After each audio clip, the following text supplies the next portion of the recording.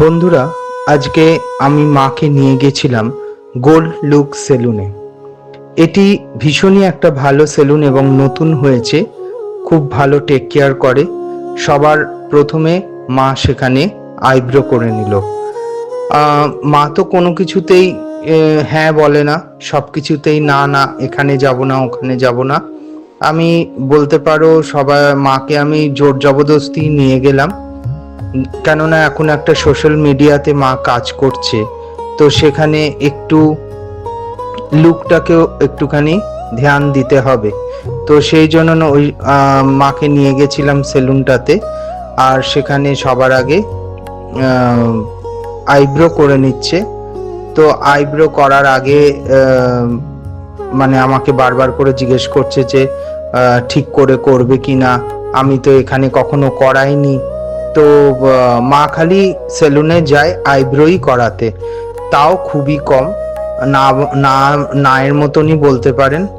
আর যাই হোক, সে গেছিল আইব্রোই করাতে, কিন্তু আমি মনে মনে প্ল্যান করেছিলাম যে আমি আরো কিছু মাকে সেখানে গিয়ে আমি করাবো। এমনি বাড়ি থেকে বলে নিয়ে গেলে তো আর সেটা করবে না।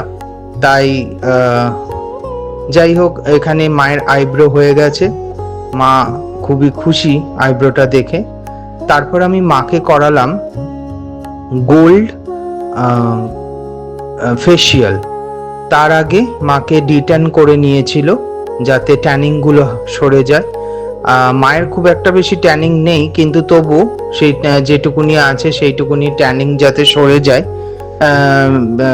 কম হয়ে যায়, সেই জন্য ডিট্যান করে নিয়েছিল। তারপরে গোল্ড ফেসিয়ালটা করলো লোটাসের।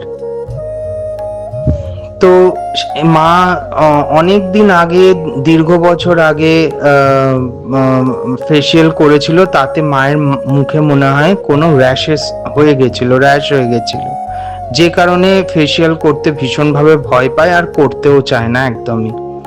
আর বলে যে মুখের মধ্যে অনেকক্ষণ ধরে ঘষাঘষি এইসব মায়ের পছন্দ নয়, তাই আর কি এইসব করতে চায় না।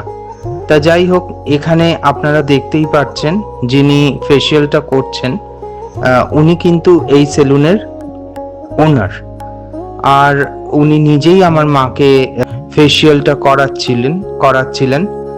আর মা ভীষণভাবে বিরক্ত প্রকাশ করছিল যে অনেকক্ষণ ধরে মুখের মধ্যে হাতটা ঘষে চলেছে, সেই জন্য আর কি মায়ের সেটা পছন্দ নয় বলে